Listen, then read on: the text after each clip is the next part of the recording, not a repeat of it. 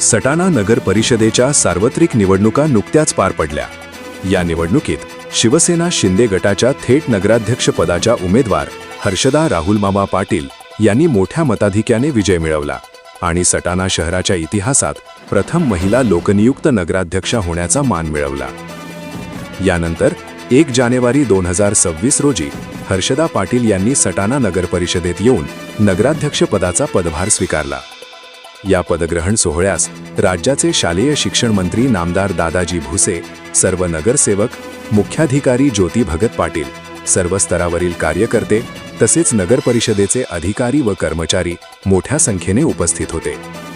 पदभार स्वीकारल्यानंतर नगराध्यक्षा हर्षदा पाटील यांचे उपस्थितांकडून अभिनंदन व शुभेच्छांचा वर्षाव करण्यात आला। त्यांनी पदभार स्वीकारल्यानंतर प्रखर न्यूजचे प्रतिनिधी यांनी नगराध्यक्षा हर्षदा पाटील यांच्याशी थेट हितगुज करत संवाद साधला। नगर परिषदेची सार्वत्रिक निवडणूक 2025 पार पडली 2 डिसेंबरला आणि त्याचा निकाल लागला 21 डिसेंबरला आणि या निवडणुकीच्या निकालामध्ये शिंदे सेने गटाच्या लोकनियुक्त नगराध्यक्षा हर्षदा राहुल बाबा पाटील ह्या विजय झालेल्या आहेत आणि आज त्यांनी 1 जानेवारीला म्हणजे वर्षाच्या आपल्या हा वर्ष संपला 2025 आणि 2026च्या पहिल्याच वर्षाला पहिल्या दिवशी त्यांनी नगर परिषदेत येऊन खुर्चीला नगराध्यक्ष पदाच्या खुर्चीला मान देऊन त्यांनी आता या पदभार स्वीकारला आहे। सटाण्याकरांचा प्रश्न आहे की पहिल्या कुठल्या विकास कामाला प्राधान्य देणार। नमस्कार, प्रथमतः सर्वांना नवीन वर्षाच्या खूप खूप शुभेच्छा आणि आज नगर परिषदेचा स्थापना दिन पण आहे, त्यानिमित्तानेही सर्वांना शुभेच्छा देते।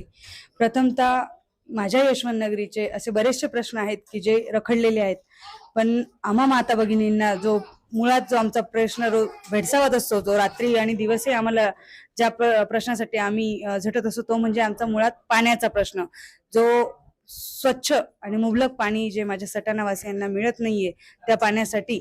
आणि दुसरा प्रश्न आहे आमचा रस्त्यांचा, जे धुळीचे साम्राज्य ते आपल्या सटाणा नगरीत 4 फाटा असेल, जिजामाता शाळा असेल, तिकडे नाशिक नाक्यापर्यंत जी दुरावस्था आहे, येणाऱ्या काळात पाण्याचा प्रश्न, रस्ते आणि त्यांनाच लागून जो प्रश्न उपलब्ध झाले भुयारी गटर, हेही प्रश्न आम्ही येणाऱ्या काळात मार्गी लावणार आहोत। आणि तुम्हा सर्वांचे जे आशीर्वाद मला लाभले आहेत या सुंदर नवीन वर्षात, तुमच्या आशीर्वादासह हे कामं घेऊन मी सटाणा नगरीला एका विकासात्मक दृष्टीने एका उंचीवर नेऊन ठेवण्याचा नक्कीच प्रयत्न केलेला आहे आणि या प्रयत्नासाठी मला माझ्या सर्व मायबाप जनतेचे आशीर्वाद आहेच आणि ते वेळोवेळी लाभतील। धन्यवाद। धन्यवाद ताई। सटाणा शहराच्या मूलभूत गरजांना तुम्ही प्राधान्य देणार आहात आणि आज तुम्ही आपला नगराध्यक्ष पदाचा पदभार स्वीकारला आहे। आमच्या प्रखर न्यूज टीमच्या आणि परिवाराच्या वतीने तुम्हालाही लागला शुभेच्छा।